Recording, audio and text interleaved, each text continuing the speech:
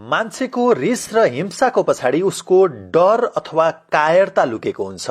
यदि ऊ डराएकै छैन भने किन उसलाई रिसाउन जरुरी छ? किन उसलाई लडाई झगडा गर्नुपर्छ? हतियार उसैले बोक्छ जो भित्रैबाट डर छेरुवा हुन्छ। अरूको हत्या गर्नेहरू पनि तिनै हुन् जो कतै न कतै भय त्रासले लखेटिएका हुन्छन्। वीर त्यही हो जसले अरूलाई सहयोग गर्छ, अरूलाई मद्दत गर्छ। अरूलाई हेप्ने र हप्काउने प्रवृत्तिको पछाडि पनि डर र त्रास नै लुकेको हुन्छ। कुरा हो अंगुलीमालको। भगवान बुद्धको समयमा अंगुलीमाल नामको एक क्रूर राक्षस थियो। उसले मानिसहरूको हत्या गरेर उनीहरूका औंलाहरूको माला लगाउने गर्थ्यो। अंगुलीमालको नाम सुन्ने बित्तिकै सबैको होसहवास उड्ने गर्थ्यो। एकचोटि अंगुलीमाल त्यो गाउँमा प्रवेश गर्छ जहाँ बुद्ध केही समयदेखि आफ्नो ज्ञान प्रचारको लागि बसेका थिए। जब अंगुलीमाल गाउँ पसेको खबर सुनियो तब सबै गाउँलेहरू बीच भागाभाग मच्चिन्छ र गाउँलेहरूले बुद्धलाई पनि त्यहाँबाट भागेर ज्यान बचाउने सल्लाह दिन्छन्। तर बुद्ध कतै नभागिकन जहाँ सुरुमा बसेका थिए त्यही नै अडिग भएर बसिरहन्छन्। जब अंगुलीमाल बस्तीमा पस्छ सारा बस्ती सुनसान थियो। यसरी सुनसान बस्तीकै बीचमा बुद्धलाई निडर भएर उभिएको देखेपछि अंगुलीमालले गर्जिँदै भन्छ, ए तैँले मलाई चिनेको छस्? तँलाई मदेखि डर लागेको छैन? अंगुलीमालको कुरा सुनेपछि बुद्धले भन्छन्, डराएका त तिमी पो छौ, म किन डराउने? तिमी भित्र लुकेको हिंसाले नै बताएको छ कि तिमी कति डरपोक छौ भन्ने कुरा। यदि तिमीमा कुनै डर नै हुँदैन थियो भने तिमी किन अरूको हत्या गर्दै हिँड्थ्यौ त? साथै बुद्धले भन्छन्, ठीक छ, यदि तिमीले मलाई मार्न चाहन्छौ भने मलाई मार, म मर्न तयार छु। तर मेरो एउटा शर्त छ यसमा। ल यो पिपलको रुखका 5वटा पात टिपेर ल्याउ त। बुद्धको कुराले भित्रभित्रै क्रुद्ध बनेको अंगुलीमालले छिटो पिपलका पातहरू टिपेर बुद्धलाई दिन्छ। ती पातहरू फेरि अंगुलीमाललाई फिर्ता गर्दै बुद्धले भन्छन्, ल त अंगुलीमाल, तिमीले अघि चुडाएका यी पातहरू जस्ताको तस्तै रुखको हाँगामा जोड त। अब भने अंगुलीमाललाई बेचैन हुन्छ। ऊ अल्मलिएको देखेर बुद्धले मुसुक्क हाँस्दै भन्छन्, हेर अंगुलीमाल, तोड्न, बिगार्न र भत्काउन त सबैले सक्छन्, तर जसले जोड्न र सपार्न जानेका हुन्छन् उनीहरू नै साँचो अर्थमा वीरहरू हुन्। जुन कुरा तिमीले पहिले जस्तो थियो त्यस्तै अवस्थामा फर्काउन सक्दैनौ भने त्यो कुरा तोड्ने र बिगार्ने अधिकार तिमीलाई कसले दियो? तिमी वीर त तब बन्न सक्छौ जब अरूको मद्दत गर्नेछौ, कल्याण गर्नेछौ। अरूलाई दुःख दिने र हत्या गर्ने त केवल कायर डर छेरुवा व्यक्तिले मात्र गर्दछ। बुद्धका कुराले अंगुलीमाल असिन पसिन हुन्छ। सायद उसले कुरा बुझिसकेको थियो, त्यसैले त ऊ सबै हिंसा त्यागेर बुद्धको पाउ छुन पुग्छ। कमिलाहरू एक अर्कासँग मिलेर नै आफूभन्दा 100 गुणा बढी तौल भएको शिकार बोकेर हिँड्न सक्छन्। हाम्रा हातका 5 औंलाहरू जब एक्लै हुन्छन् उनीहरू एक्लैले केही पनि गर्न सक्दैनन्, तर ती 5 औंलाहरू एक अर्कासँग मिलेर काम गर्न थाले भने धेरै भन्दा धेरै गाह्रो काम पनि सजिलै गर्न सक्छन्। जब आकाशमा छुट्टा-छुट्टै घुमिरहेका बादलका टुक्राहरू एक अर्कासँग मिल्छन् तब जमिनमा वर्षा हुन सुरु गर्छ। जब एक फूलका थुङ्गाहरू धागोद्वारा अनि त सुन्दर मालाको निर्माण हुन्छ।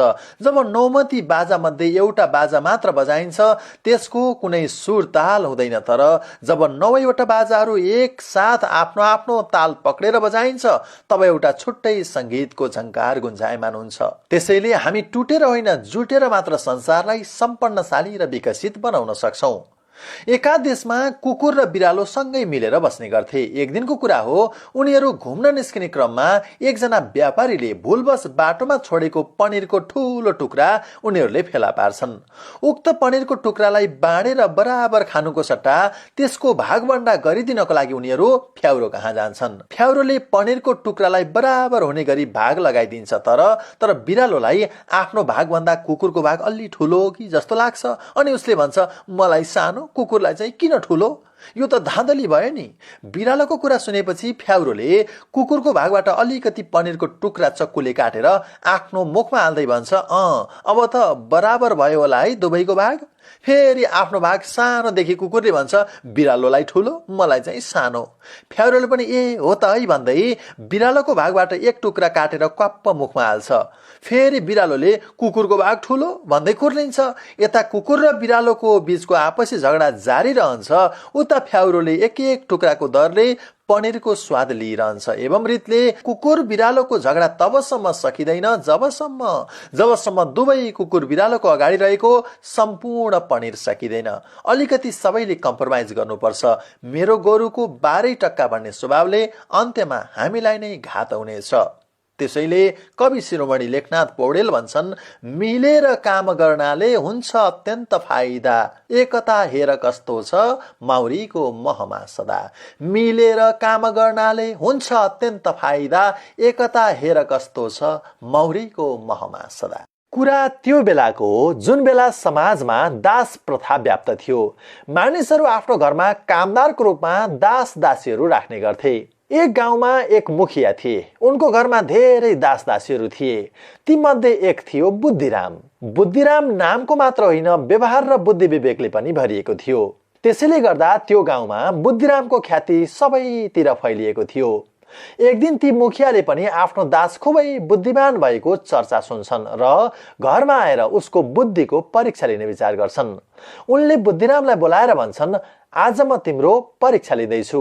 यदि तिमीले चित्तबुझ्दो जवाफ दियौ भने तिमीलाई म सधैँको लागि स्वतन्त्र गरिदिनेछु। यति भनेर उनले बुद्धिरामलाई भन्छन्, बुद्धिराम, बाटोमा एक कुकुर मरेको छ।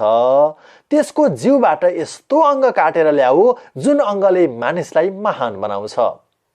बुद्धिराम तुरुन्तै कुकुरको जिब्रो काटेर मुखियालाई देखाउँदै भन्छ, मानिसलाई महान बनाउने उसको जिब्रो ल्याऊ मालिकज्यू। अनि फेरि मुखियाले भन्छन्, अब मानिसलाई सबसे बढी दुःख दिने अङ्ग काटेर ल्याऊ त। ऊ तुरुन्तै कुकुर मरेको ठाउँमा जान्छ र एकछिन विचार गर्छ र फेरि अघिकै जिब्रो ल्याएर आउँछ अनि भन्छ, मानिसलाई सबसे बढी दुःख दिने अङ्ग पनि जिब्रो नै हो। मुखियाले कसरी जिब्रोले महान बनाउँछ र कसरी जिब्रोले दुःख दिन्छ प्रमाणित गर्ने चुनौती दिन्छन्। तब बुद्धिरामले भन्छ, जुन मानिसले कुन ठाउँमा के बोल्ने र कसरी बोल्ने जानेको हुन्छ त्यही मानिसले यस संसारमा महान बन्न सक्छ। त्यस्तै मानिसको महानता उसले कति मिठो बोल्छ भन्ने कुराले पनि बताउँछ। तर जसको जिब्रोले मिठो बोल्न जान्दैन, जे पायो त्यही बोल्छ, जसले विचारै नगरी बोल्छ उसले सधैँ दुःख पाउँछ। त्यति मात्र होइन, जसको जिब्रोले सधैँ मिठो मिठो मात्र खान खोज्छ उसलाई पनि छिट्टै रोग लाग्छ र उसले दुःख पाउँछ। बुद्धिरामको कुरा मुखियालाई चित्त बुझ्छ। उनले तत्कालै उसलाई स्वतन्त्र गरिदिन्छन्।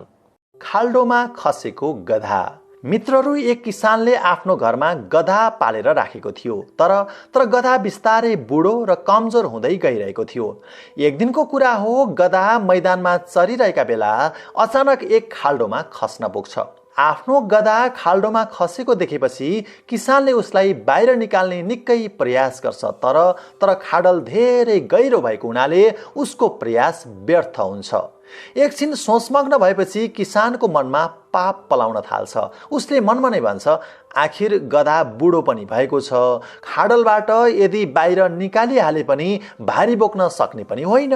बरु यसलाई खाडलबाट निकाल्नु भन्दा खाडलमै खसेको छँदैछ, यसलाई माथिबाट माटो खनेर पुरिदिनु पर्यो, अनि त मेरो झन्झटै साफ हुन्छ। यस्तो सोचिसकेपछि किसानले घरबाट आफ्ना छोराछोरी श्रीमती सबैलाई बोलाएर जोडतोडका साथमा मैदानको माटो खनेर खाडलभित्र मिल्काउन थाल्छ। झन्डै 2 घण्टा एकनासले माटो खनेर खाडलमा फ्याँकेपछि अब त गधा पुरिएर मरे होला भनेर यसो किसानले खाडलभित्र हेर्छ त गधा खाडलभित्रबाट बुरुक्क उफ्रिएर बाहिर जमिनमा पो आउँछ बा। गधालाई आफ्नै अगाडि जिउँदै उभिएको देखेर उक्त पापी किसानको परिवार जिल्ल पर्छ। मित्रहरू, भएको के रहेछ भने जब बाहिरबाट किसानको परिवारले खाल्डोभित्र माटो मिल्काउँदथे, गधाले आफ्नो पिठ्यूमा थुप्रिएको माटो जिउ हल्लाएर भुइँमा खसाइदिन्थ्यो र त्यही भुइँमा खसेको माटोमा आफ्ना पाइला राख्ने गर्थ्यो। आफ्नो जिउमाथि फ्याँकिएका प्रत्येक माटोका थुप्रोहरूलाई भुइँमा खसालेर तिनै थुप्रोमाथि टेकेको हुनाले खाल्डो पुरिँदै गयो र गधाको उचाइ बढ्न गएको रहेछ। यसरी मर्यो भनेर ठानिएको गधा जिउँदै बाहिर निस्किन सकेको रहेछ। यस कथाले हामीलाई जीवनमा जति पनि उपेक्षा, आलोचना र धोकाहरू मिल्छन् ती सबैलाई कुल्चिएर अगाडि बढ्ने प्रेरणा दिन्छ। भनिन्छ नि, तिमीमाथि प्रहार गरेका प्रत्येक इट्टाहरूलाई जम्मा गर र आफ्ना लागि सफलताको भर्याङ बनाऊ। गधाको सपना। मित्रहरू, धोबीको घरमा एउटा बुढो गधा थियो। जब गधा बुढो भयो, धोबीले उसलाई हेला गर्न थाल्यो। कहिले गधालाई खाना नै मिल्दैनथ्यो, कहिले पानी नै मिल्दैनथ्यो। बस्ने ठाउँको त कुरै नगरौँ, बस्ने ठाउँ झन् असजिलो थियो।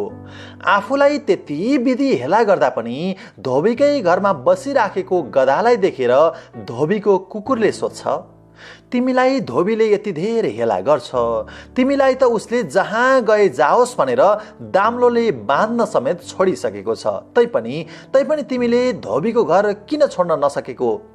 कुकुरको यस्तो प्रश्न सुनेपछि बुढो गधाले आफ्ना आँखा अलि चम्किलो पार्दै भन्छ, मूर्ख कुकुर, तैँले के मलाई आफू जस्तै बुद्धिहीन सोचेको छस्? यति दुःख पाएर पनि के म यो धोबीको घरमा यत्तिकै बसेको छु होला त? पोहोर साल जब धोबीकी छोरी परीक्षामा फेल भइनी हो, त्यो बेला धोबीले आफ्नी छोरीलाई गाली गर्दै के भनेको थियो थाहा छ?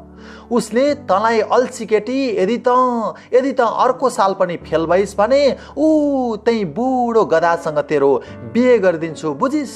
धोबीकी छोरीको श्रीमान हुने आशामा पो उसको घर छोड्न नसकेको त?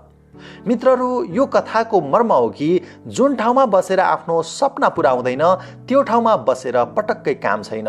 चाहे जतिसुकै चोटि फेल किन नहोस्, के कुनै बाउले आफ्नी छोरीको बिहे गधासित गरिदेला त? अवश्य गरिदिँदैन। हो त्यस्तै कुनै पनि कम्पनी वा प्रोजेक्टमा हामीले काम गर्दैछौँ र हामीलाई त्यहाँ क्षमताले नभ्याउने अनेक थरी रङ्गीन सपना देखाइन्छ भने त्यो पनि गधाले धोबीकी छोरी बिहे गर्ने सपना देख्नु जस्तै हो। जीवनमा आफ्नो क्षमता र हैसियतले भ्याउने सम्मको मात्र सपना देख्नुपर्छ, नत्र यो कथामा उल्लेखित गधाको जस्तै नियति भोग्नु पर्दछ। मित्रहरू, म एक अनौठो कुरा सुनाउँछु। त्यो के भने, जब जिराफले बच्चा जन्माउँछ नि, तब भर्खरै जन्मिएको जिराफको बच्चा आफ्नै आमा नजिकै लुटपुटिन थाल्छ। न लुटपुटियोस् पनि किन र? आखिर भर्खरै जन्मिएको बालक न पर्यो। तर मित्रहरू, यसरी लुटपुटिएको बच्चालाई जिराफले दया माया गरेर चाड्दैन, बरु आफ्नो लामो लामो खुट्टाले कस्सेर लात मार्छ। अनायासै टाउकोमा किक बर्सिएपछि एकछिन त दुखाइले जिराफको बच्चाले टिनिनिनिनि तोरीकै फुल देख्छ। यसरी पीडाले रन्थनिएको जिराफको बच्चा आफू बसेको ठाउँबाट बल्ल तल लर्खडाउँदै उठ्न खोज्छ। यस्तैमा फेरि जिराफले उसलाई अर्को लात कस्सेर हिर्काउँछ। तब अघिसम्म लर्खडाउँदै उभिएको ऊ होइन, यो के भइरहेछ भन्दै बल्ल ठिक तरिकाले भुइँमा टेकेर उभिन्छ। अब त केही नहोला कि भनेर उभिएको जिराफको बच्चालाई फेरि उसको माउले अर्को लात दिन्छ। तब त जिराफको बच्चा दत यहाँ बसेर काम छैन, भाग्नु पर्यो भन्दै त्यहाँबाट गुटुङटुङ कुद्न थाल्छ। जब आफ्नो बच्चाले कुद्न सिक्छ तब मात्र माउ जिराफले उसलाई चाटेर अब माया गर्न सुरु गर्छ। मित्रहरू, यस्तो किन त? के माउ जिराफलाई आफ्नो बच्चाको माया नलागेर लात हानेको हो? अवश्य होइन। यसको पछाडि एउटा बहुतै ठुलो कारण छ। त्यो हो कि जिराफ जन्मिँदा बित्तिकै त्यसको मासु अत्यन्तै मिठो हुन्छ। त्यसैले ब्वाँसो तथा सिंहको पहिलो शिकारको निशानामा भर्खरै जन्मेको जिराफको बच्चा पर्छ। यदि आफ्नो बच्चा राम्रोसँग कुद्न र भाग्न सकेन भने उसले आफ्नो ज्यान जोगाउन सक्दैन भनेर उसलाई शत्रुसँग बच्न सक्ने बनाउनका लागि माउ जिराफले आफ्नो बच्चालाई यसरी लात मार्ने गर्छ। उसले पहिलो लात मार्छ ताकि बच्चा उठ्न सिकोस्, दोस्रो लात मार्छ ताकि उसले उभिन सिकोस्, माउले बच्चालाई तेस्रो लात मार्छ ताकि ऊ कुद्न सिकोस्। मित्रहरू, माया दयाले होइन, कहिलेकाहीँ कसिलो लातले पनि हामीलाई मजबुत बनेर उभिन सिकाउँछ। यहाँ लात भनेर असफलता र हन्डर ठक्करलाई भन्न खोजिएको हो। बदाम खाएर होइन, ठक्कर खाएर मान्छे जिन्दगीमा प्रगति गरेर देखाउँछ। कुनै गाउँमा एक व्यक्ति बस्ने गर्थ्यो। अरू थोक त सबै ठिकै थियो उसको बारेमा, तर ऊ जोसँग पनि नमिठो शब्दमा बोल्ने गर्थ्यो। उसले कुनै ख्यालै गर्दैनथ्यो कि आफूले बोलेका शब्दहरूले अरूलाई कस्तो असर गर्छ भनेर। एक दिन उसले आफ्नो छिमेकीलाई सबैको अगाडि साह्रै तुच्छ शब्दले गाली गर्छ, जबकि छिमेकीले भने उसको केही पनि बिगार गरेको थिएन। यसरी आफ्नो छिमेकीलाई अनाहकमा नमिठा शब्दहरू प्रयोग गरेर गाली बेइज्जती गरेपछि आज भने खोइ के भएछ कुन्नी, भित्रभित्रै उसलाई आफै प्रति नै ग्लानि महसुस हुन्छ। त्यो गाउँमा एक साधु पनि बस्ने गर्थे। त्यो व्यक्ति तुरुन्तै साधुको आश्रममा जान्छ र भन्छ, साधु महाशय, मैले आज बहुतै नराम्रा शब्दहरू प्रयोग गरेर मेरो छिमेकीको दिल दुखाएँ र उसको सार्वजनिक ठाउँमा गाली बेइज्जती गरेँ।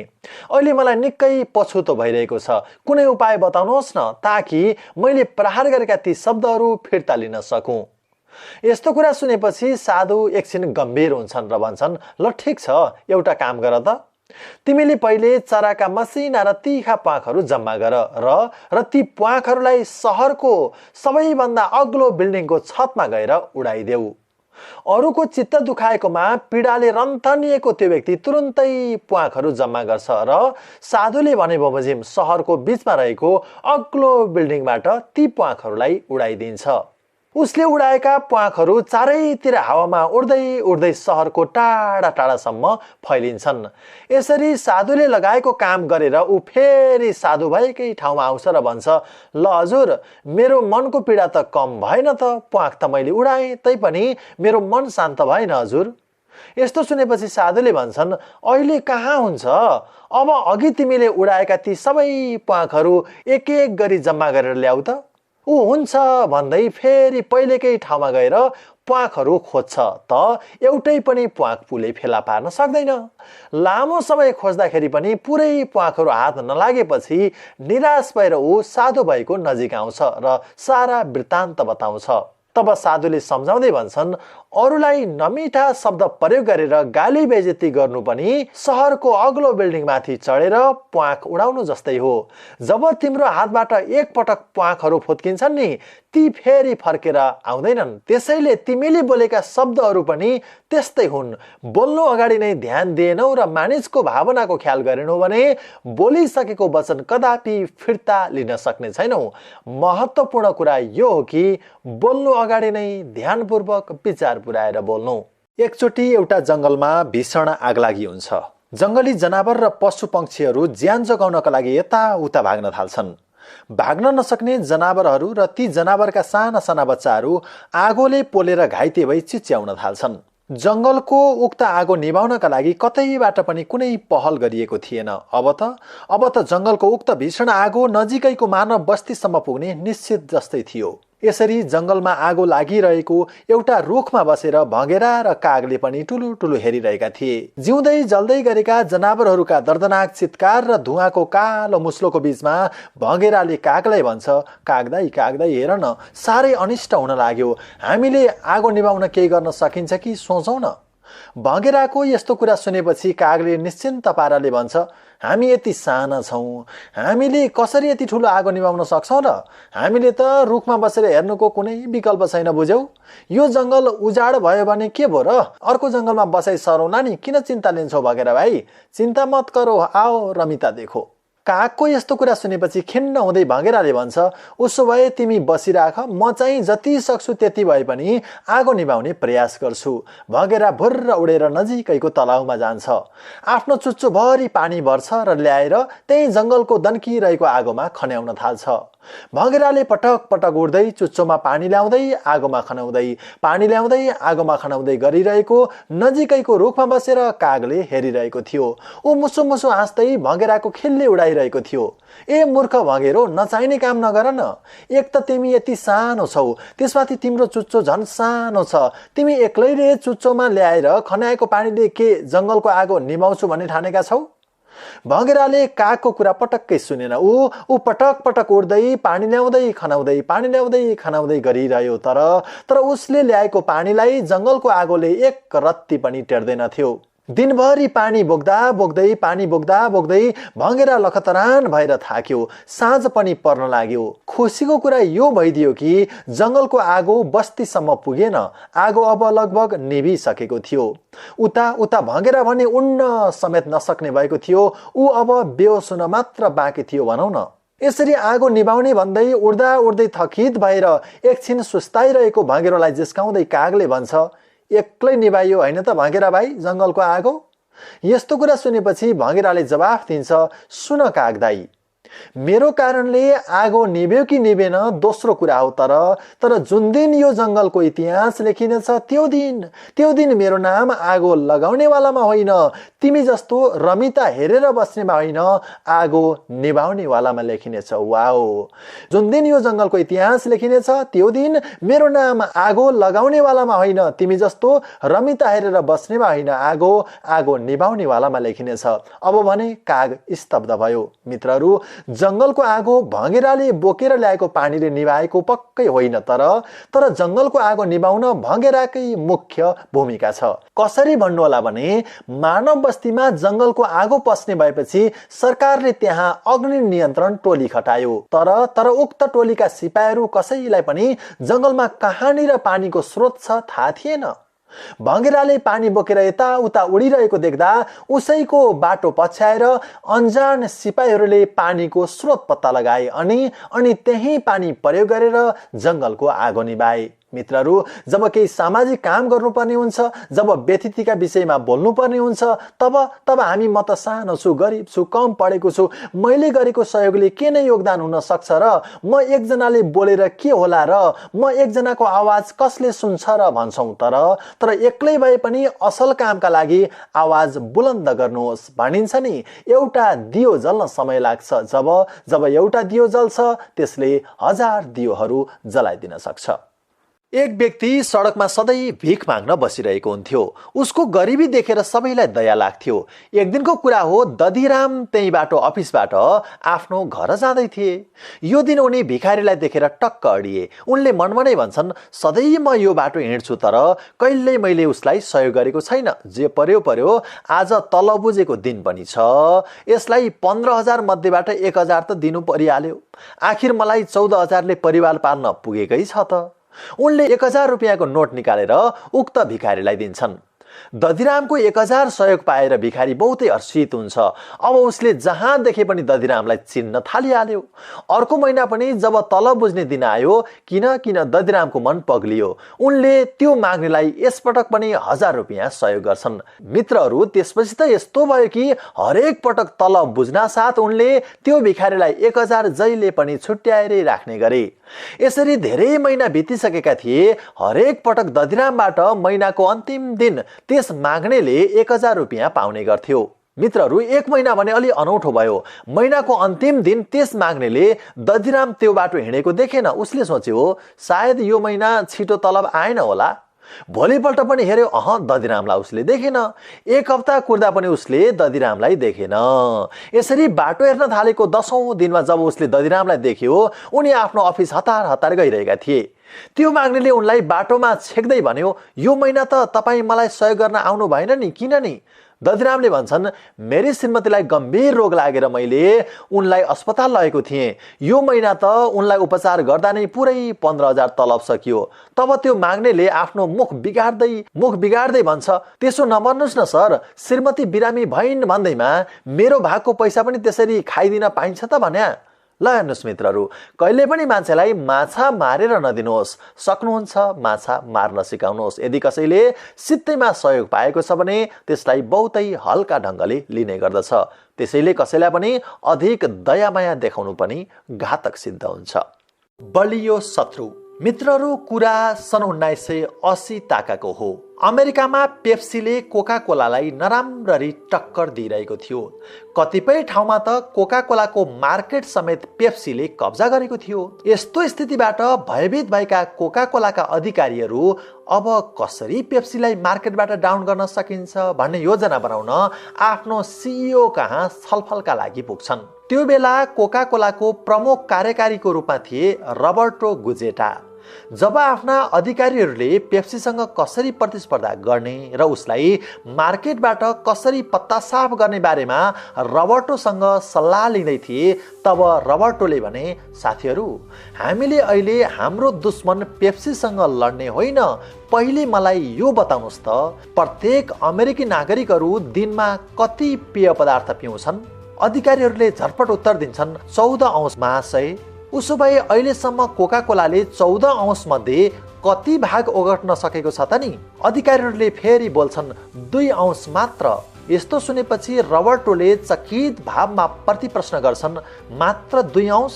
उसो भए बाँकी 12 औँस पेय पदार्थको रूपमा मानिसहरू के पिउँछन् त? पक्कै पनि पानी, दुध, चिया, कफी, फलफुल जुस आदि होइन त? हो, हाम्रो फोकस पेप्सीलाई कसरी डाउन गर्ने भन्नेतिर होइन कि बरु त्यो 12 औँस पेय पदार्थ जो पानी, दुध, चिया, कफीले ओगटेका छन् त्यसलाई कोका कोलाले विस्थापन गर्नेतिर हुनुपर्छ।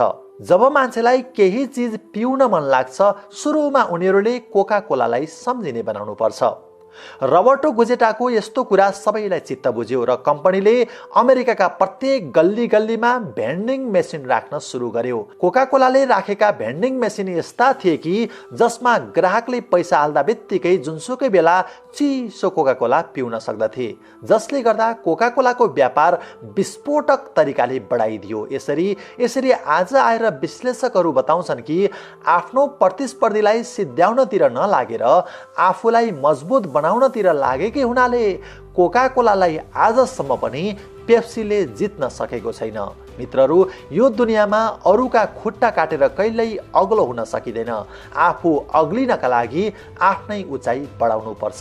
जसले खेलका लागि सधैँ बलियो शत्रु रोज्दछ त्यो खेलाडी नै कुशल बनेर निस्किन्छ।